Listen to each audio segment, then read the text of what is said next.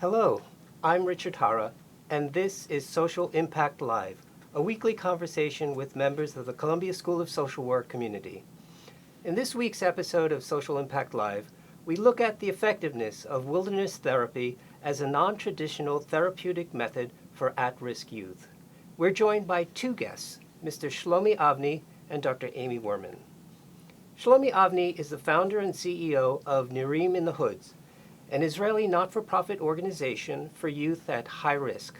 Since its inception in April 2003, Nirim in the Hoods has expanded from a one-city pilot program to a nationwide phenomenon, serving 500 teenagers and 400 alumni in 15 cities across Israel today. Dr. Amy Werman, LCSW, has been in clinical practice with individuals and couples for over 20 years. Over the course of her career, she has held positions in medical social work, direct clinical practice, research, program evaluation, and social work education. She is currently a full-time lecturer at CSSW, teaching courses on direct practice and clinical case and program evaluation, and has been both participant and consultant for Nirim's innovative efforts at rehabilitating Israeli youth from troubled backgrounds. Mr. Avni and Dr. Werman, welcome to Social Impact Live. Thank you. Dr. Werman, you were actually here on our inaugural program last year, so it's great to welcome you back and to continue the conversation about wilderness therapy. But we're particularly pleased to have here today Mr. Avni, who, as founder, can really provide us a unique perspective on how this program originated, where it comes from, and what was it that sort of brought it to life? So actually all the story of our non-for-profit organization starts with a big tragedy of loss of one of our brothers in arms in one of the operations that the Navy SEALs conduct in one of the collisions that we had with the other side, I would say. After Nir was a role model in our unit, and he was a big guy, like a Navy SEAL, but with a big smile. Incredible human being. And after he was killed, we decided to do something in order to memorialize him. We knew that it must be connected with education, since I don't think people realize that most of the Israeli fighters, before they join the army, normally they will have at least 1 year of volunteering for educational and social causes. And Nir particularly was going back to his high school in every vacation in order to speak with the kids. So we decided to start a new project that will take kids that come from tough background and to put them on the right path. As former Navy SEALs, we knew that the therapeutic tool that we are going to use will not be a drama, guitar, or I don't know, something like this, but it must be something that deal with the survival skills, with challenges, and learning through the experience. And then, incredible thing happened. Nir's commander, when he was 16, he was a troubled kid. And his father took him out from Israel in order to go through a meaningful process and come back to life, actually. And he took him to the Rocky Mountains Academy, which specialize in taking kids at these ages and through survival field trips to get them back to normal behavior. So this is how it started. I see. So can you tell me, when we talk about risk, high risk, right, youth, I mean, what kind of kids are we talking about? So first of all, we have to understand that Israel as a country is a new immigrants country. Since our establishment in 1948 and even before, we are talking about waves of immigrants that come from all over the world. My mother, for example, made Aliyah. We say Aliyah, not immigration. When you come to Israel, you are stepping up to the Holy Land. When you go out of Israel, it's immigration. So she came from Morocco with her family. My father came from Turkey. my wife's parents come from Poland and Russia. And in the 70s, we are talking about a big immigration aliyah from Russia, then from the former Soviet Union countries, and from Ethiopia. So when you Very diverse, exactly, in other words. and when you put all these mentalities together in the same small place, in which still fighting for surviving and fighting for existence, you are getting a lot of social challenges. Okay. Now, these kids, in particular, they are caught in between two pressures. In one hand is the original mentality, from where they come, from where the parents come. And in the other hand, the modern Israel social mentality, and the community is expecting you to behave in a specific way. And sometimes there is a conflict between these two pressures. And then suddenly you see a lot of kids who are looking at themselves as failures. The school system don't know how to deal with it. The parents don't know how to deal with it. Sometimes there are even language barrier because the parents are not even talking Hebrew yet. And then this is the place where we can intervene and take these kids to a different path. So we're talking about kids who, maybe come from poorer neighborhoods or have been marginalized in mainstream society, possibly. Most of them, who've yes. struggled, maybe, even with problems with law enforcement and things like that. Is that what we're talking about? Yes, most of them are coming from tough neighborhoods, very low socioeconomic background. Okay. Most of them are not part of the, let's say, the school system, and most of them, of course, are already, in this stage or another with the playing with the police and the other law forces. So at risk. Yeah. I'm just. We'll get into, I guess, the specifics of how you recruit from these neighborhoods to come to your program. But what exactly is the program? I mean, what does it do, and what do people in the program do? Maybe Amy, since you've sort of seen it from the outside, can you tell me? So it's very much a case management model. The participants can be referred from social services, from the educational system, from the law enforcement system. And when they get within Nareem, the instructors, they're called, the mentors, really take care of them in every aspect of their life. They're like a liaison. So they work with the, law enforcement. They go to the schools and help them in their schools. They help their families. In every relevant part of that child's life, that's where the instructor will meet them. And it's voluntary. Okay, that's one thing I really want to emphasize. This is never forced on a child. If they buy into it, then the services are offered. Besides the case management, there's this wilderness therapy piece, which is sort of like the big intervention. And that happens like 4 times a year. There are big missions, they're called, outings into the wilderness for like four nights. And the kids are presented with sort of like calculated challenges that they can master. Okay, great. That's a great, overview of what's in the program. I'm curious now. Can you give me an example of a youth who found his way into the program? I mean, how do you get people in? You're not sort of. How does that happen? Normally we would say that we are working in 2 parallel methods. The first method is to go, we are entering this specific city. Of course, we must get approved by the mayor and by the city council that we are starting to implement our program.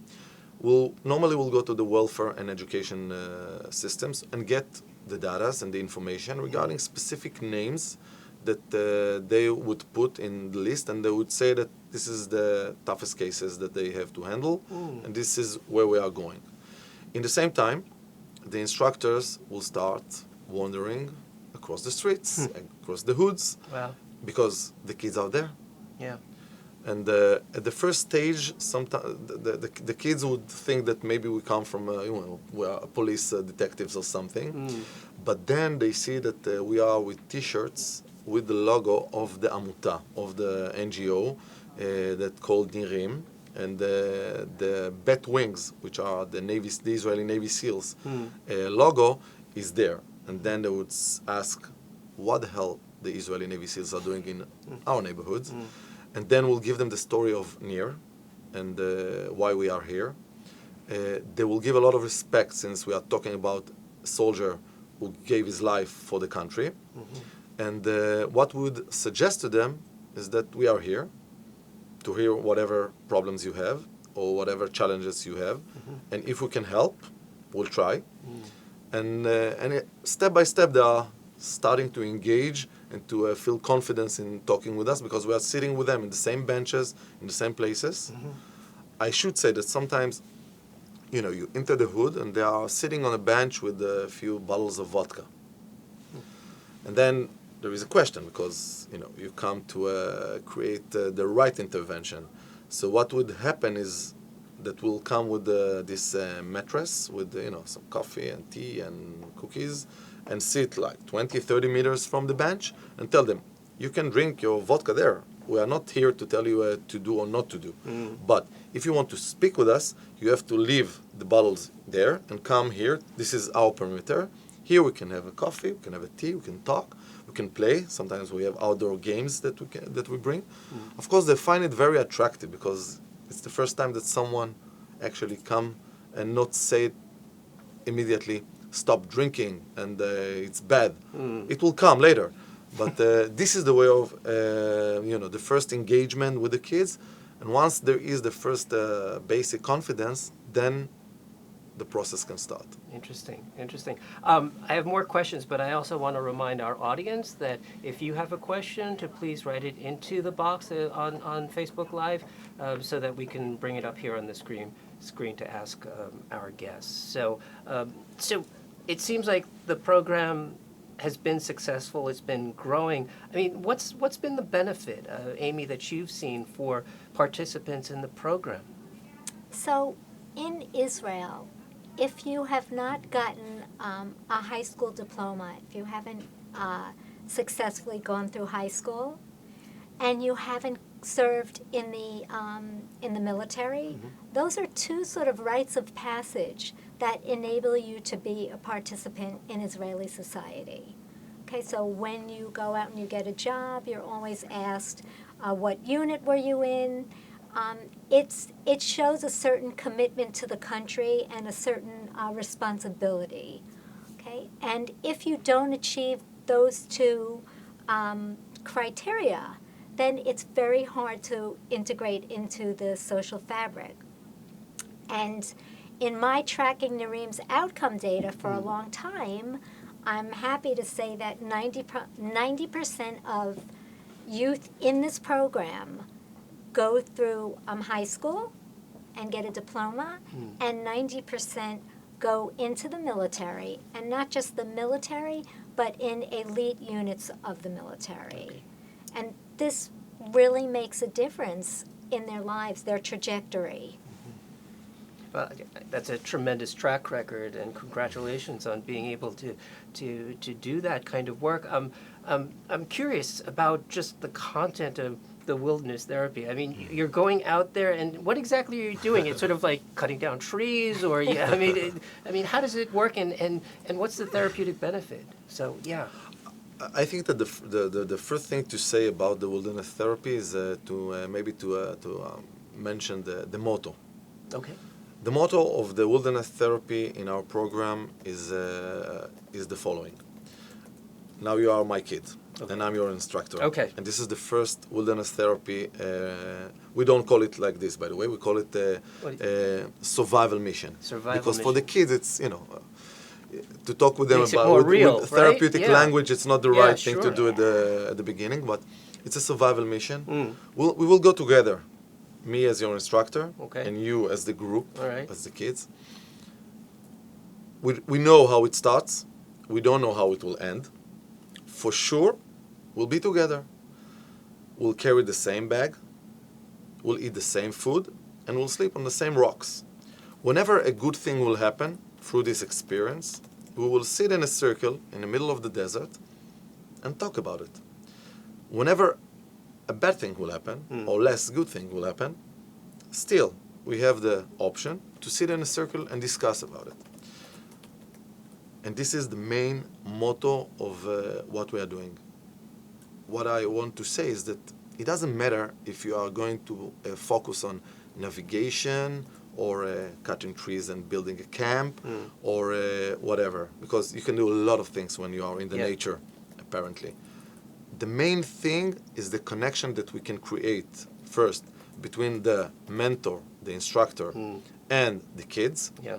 And the second is the connection that is there between us as human beings and the nature. And there are a lot of proofs about what happened to us as human beings when we are outside in the nature. Yeah.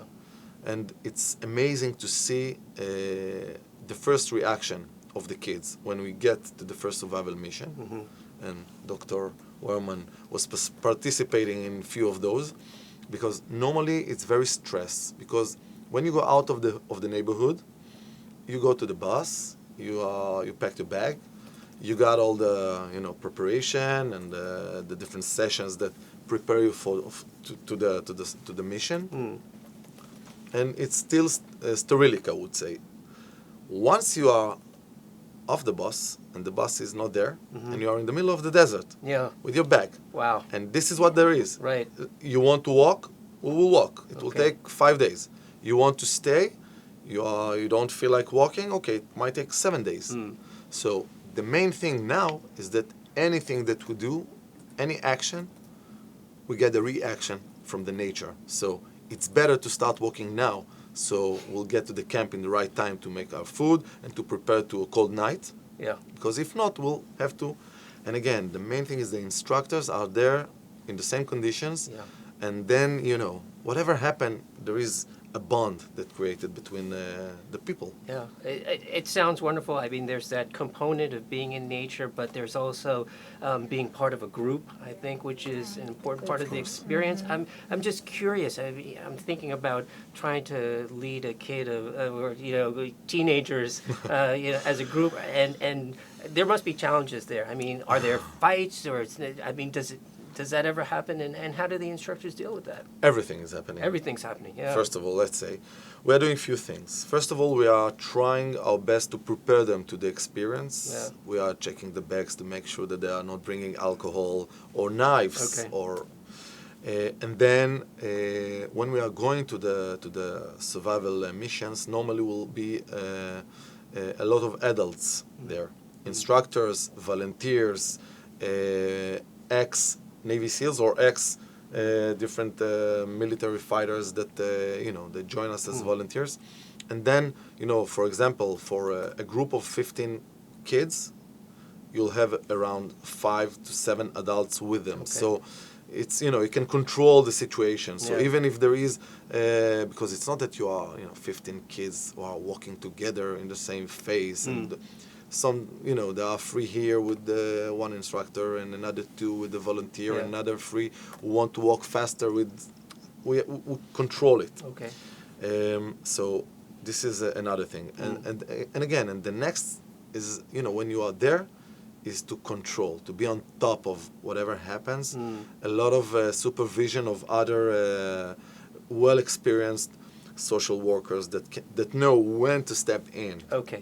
Yeah. So there's structure, but there's of also course. a certain flexibility, right? So that people can sort of be present in the moment, work through whatever needs to be worked through, right? And hopefully take away something that will help them in their outside coping, right? I'll give you an example that we have almost in any survival mission. This kid that comes and say, I want to go home. Or a group that want to go home. Yeah. And we'll open the map, tell them, okay, home is in this direction. Yeah. Start walking. Sometimes they look at it, they look at us, say, you are crazy, and they'll continue, which is, for us, the simple case. Yeah. In other case, they will start walking. So 2 instructors will go with them. Yeah. In some point, they will stop, and then they will sit and talk. and then they'll come back.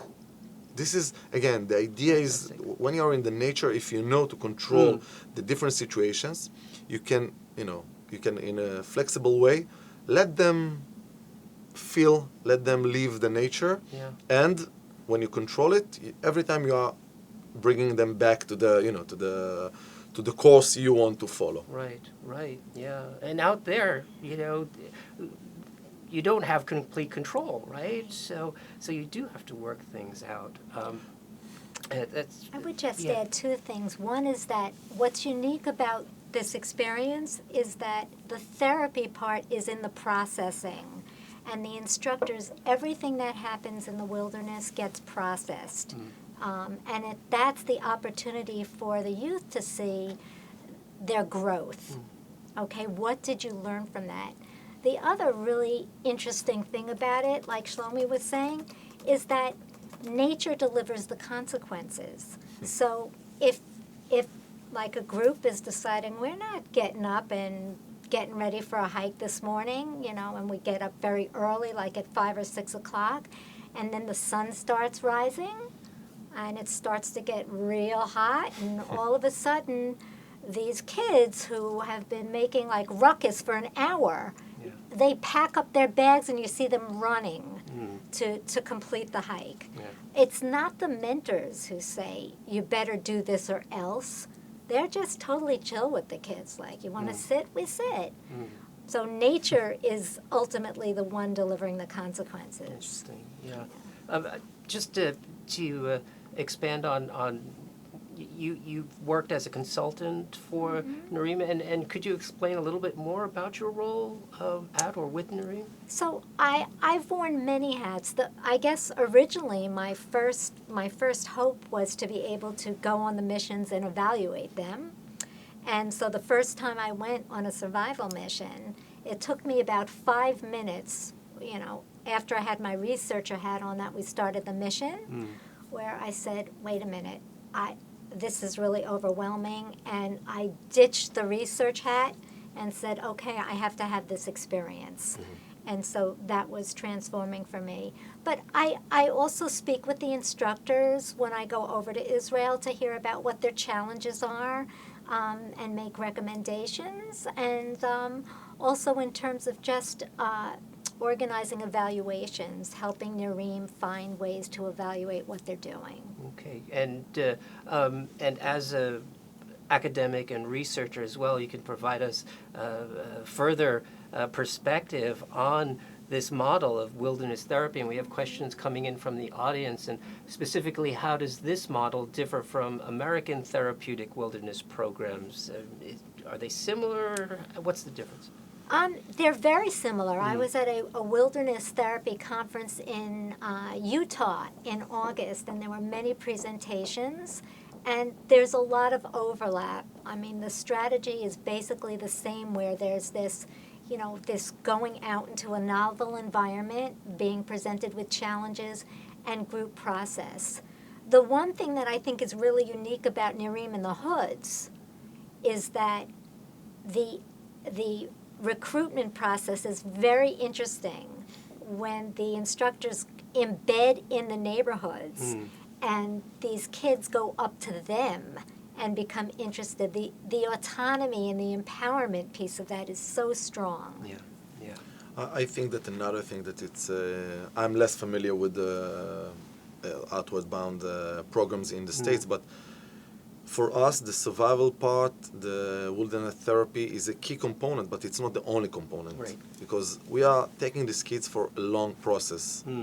In our agenda, in our how we see things is if you take a kid when he's 15, 16, 17 sometimes, it's not to take him for 1 month or 3 months of the one survival field trip. It's not enough. We take them actually for around 2 to 2.5 years of process. Okay. When they enlist to the army, we continue mentoring them through the process of the service, and then we are still with them as graduates in order to help them, because they don't have the the backup from the families normally.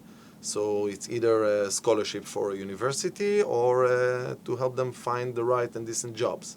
So we are there for them through the whole, actually it's like it's become a family. Yeah, so covering a whole spectrum of needs over a longer term period Exactly. of time. Exactly. Wonderful. Specifically, what ages do you serve? Is the program, I was thinking about this too, for boys and girls?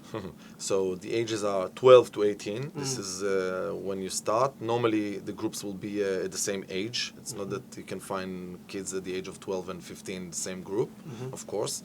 It is for boys and girls. When we started, we had groups that consist boys and girls, but then we realized that it will make more sense to try and start the process with only girls group and only boys group. And after a year and a half, the different stages, there is a time where we start to put them together. But again, it's we are monitoring and controlling it because at the end, it's a personal process that you have to go through. The team is a tool. It's not the target. Yeah, yeah, and there's no reason to think that girls aren't as interested in nature and also these kinds of experience of survival skills and so on, right? What will happen with the only girls group is that the sessions of sitting and talking, it's amazing. It comes very fast, and once they start talking, they are sharing a lot of information, very personal information about their background, about the different pathologies. So normally when we are taking the only girls group, we'll have more social workers so we can, because once a boy or a girl, they share their personal story, sometimes it's very tough stories.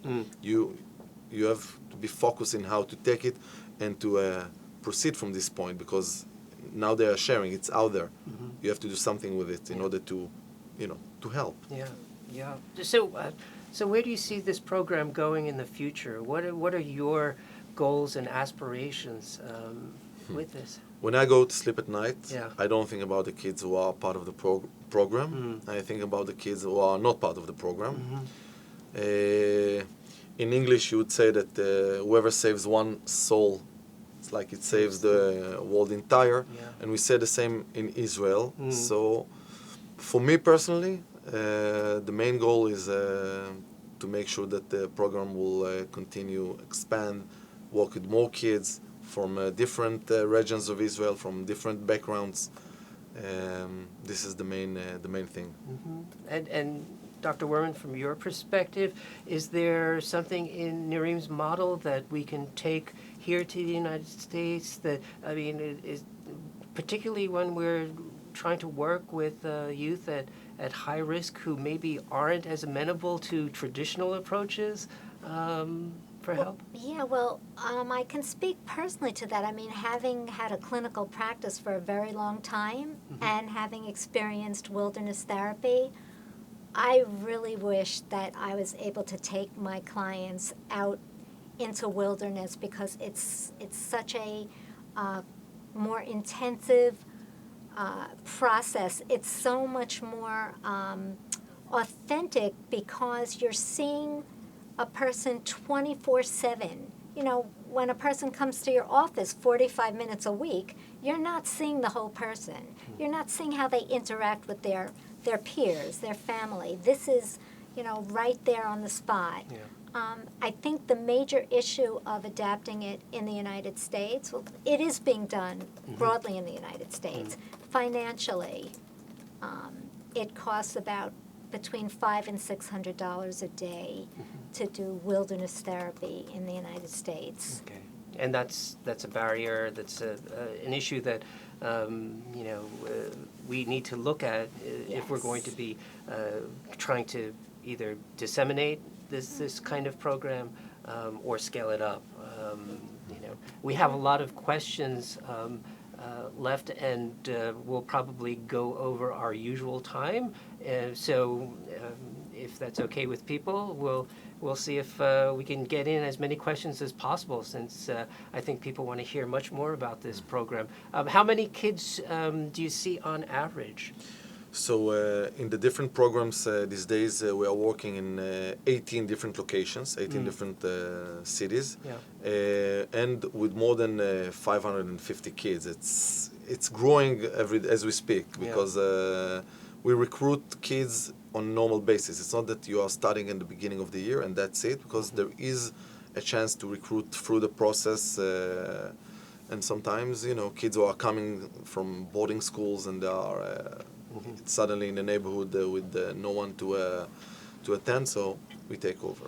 I saw this question earlier, and I'll ask it now. How is the program sustainable, financed? I mean, are you reliant on donations, fund? How do you pay the bills? It's a good question, Yeah. first of all. When we started, it was 100% donations. These days, we have a support from the Israel government and different municipalities. It means that around 2/3 of the budget will come from the state government or municipalities, and the rest is donations that comes from either Israel or from Jewish donors across the globe, mainly from the states. So a combination of different sources, but great that government is sort of recognized the value of this program and is funding it to a certain extent. It took few years to explain, Sure. to show, to see what are the success rates, and once they got it, it was easy to get the funds because it is very very effective. Absolutely. And the results are talking. Yeah. What is the social worker's role on the survival mission? Does the social worker participate in building the shelter, etc.? As a social worker, I'm curious. It's a good question. The social worker is part of the whole process. Has to do everything everybody else does? Yes, the social worker work with the instructors on a daily basis. The social worker is outside in the hood. The social worker is in the field, in the survival missions, together with them, with the same bag, in the same route. This is the idea. The idea is to create this experience, and then it's much easier for the social worker to know how to implement the different methods in order to help the kid. Dr. Werman, you want to? If you think about the model, this is, and myself as a social worker, like usually people come to us and we even if we don't want to be, we engage them sort of from the top down, and we don't know their experience. When you're in the wilderness, right, you have to know what that experience is like. You have to walk next to them. Literally. Literally, in order to understand the process. It's important to say that sometimes, the instructors and the social workers are not Supermen. So sometimes they are going through tough moments themselves. And the idea is to be there with the kids and to show them that it's okay. And then again, the bond is very, very strong. Okay. What is the vision for scaling this type of program to different target groups? Are there particular target groups that are most likely to benefit? Not sure. In general, we will be happy to work with any municipality that will take us in, since I think we are in Israel. When we started the project, we mainly work with the Jewish communities. These days, we have few interventions with the other populations from Druze, Bedouin, and even we have Muslims participants. There is a paradox here since the basic of the NGO is a soldier who's killed in action. And one of the goals that we put out front is to enlist to the Israeli army.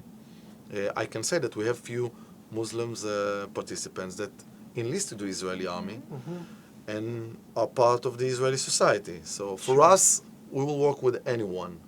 I don't think that people realize how much help the Israeli government are giving to Muslims around Israel in other places. Because for us, if someone is in trouble, it doesn't matter from where you come.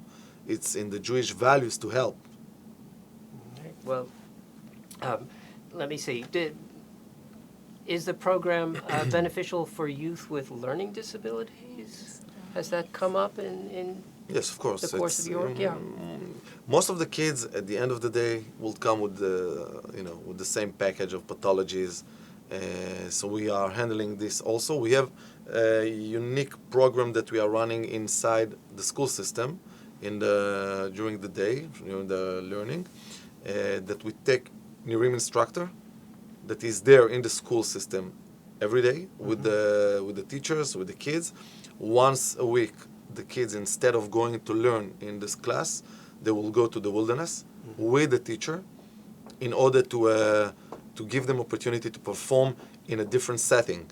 And suddenly a kid who is failing in school is succeeding in the field outside. And then the idea is try to take this success, take this experience, and to implement it in other way in the school. Just to add to that, the Nareem approach is really strength-based. I mean, the kids entering this program have been told their whole lives, you're nothing. You're failures. We don't want you. You don't belong in our society. And when they enter Nareem, they're told what they can do. And when they hear that, that's the foundation for their growth. We have a question that asks what are the success rates, and I'm a little troubled by that because it kind of implies that there would be failures, but I don't think there are any failures, right? In terms of people failing the program, right? It may not be a good fit, but essentially, you've seen benefits, and how widespread are they? We have goals to achieve, and we measure these goals. And as I mentioned, the first thing is to stop all criminal behavior. The second will be to go back to school and to perform and to graduate. The third will be to enlist to the Israeli army and to fulfill a full army service, not only to start something but also to finish it. And eventually is to be a normative part of the Israeli society. So, a failure will be much more someone that is that we maybe try to recruit to the group and we couldn't. This will be a failure for us. In your yes, view, and we are in as a motto, we are not giving up on any child, but the child sometimes are giving up on us. Yeah. So do you see a majority of participants not having further problems with law enforcement, able to finish school, things like that? You were talking a little bit about that before. Right, and actually, we did a recent survey, and I don't have the numbers in front of me, but two things that I remember stand out. In terms of completing a high school education, and in terms of completing the Israeli military, it's about 90% for each of those, and that exceeds the national rate in Israel. Wow. So these kids are actually outperforming their normative counterparts. It's a great success story. We have two final questions. Does Nareem have success stories of kids you mentor actually going to college and or starting jobs that improve their lives? Have you seen that trajectory? It surprised us with the first group. We had the first group in my hometown in Or Kiva. We had 25 kids in the same group, and we did not thought about college or university. It was too far when we started. We look about how to make them come to the activities and how to make them to go to the first survival mission. This is how it starts. And then, it was a success story. They were through the process. They enlisted to the army. They released from the army. And then we realized that 60% went to university, which is, it was crazy. Yeah. And once we realized it, we said, okay, this is another phase that we have to consider. So today we have a program in the Nareem, in the NGO, to get funds for a scholarship for the kids. So whenever, not only to to pay the annual fee for the academia, but also to help them live the life in a in a decent way, so they can focus on studying and not on provide for themselves. Right. Tremendous. We're down to our last question. If I wanted to volunteer for your organization as someone in the States but willing to travel, what are the ways I could help? I do have to interject here that I get this question all the time from my students about, can Columbia do internships there? We'd like to come for the summer or spring break. I am actually trying to arrange a travel course next year over spring break. And the course is going to be a semester course on interesting intervention in Israel, and wilderness therapy. Nirim will be part of it. But I am going to defer to Shlomi, who makes these decisions. First of all, we are very happy to have volunteers because it's another experience when you are on the survival mission and suddenly you meet this someone who took the time in order to come and help you. So it's So you do have volunteers? Yes, of course. Okay, of and course. if someone privately on their own Through the contacts website. you and explores possible. this option, okay. It's either through the website of Nirim or if you want to make a shortcut, find Dr. Werman. Okay. Because actually, there was 3 years ago, we sent some students on the winter mission. They went on their own expense and they joined the program and they learned about the technique of wilderness therapy. That's a great opportunity, and I've learned a lot about the program and the great work that you're doing, more about wilderness therapy. So thank you both for joining us here today at Social Impact Live. That concludes today's episode. We'll be joined next week by Amy Campbell, Dr. Amy Campbell, for an update on Columbia's New York statewide opioid study. So hope you have a great rest of the week and see you next time. Bye.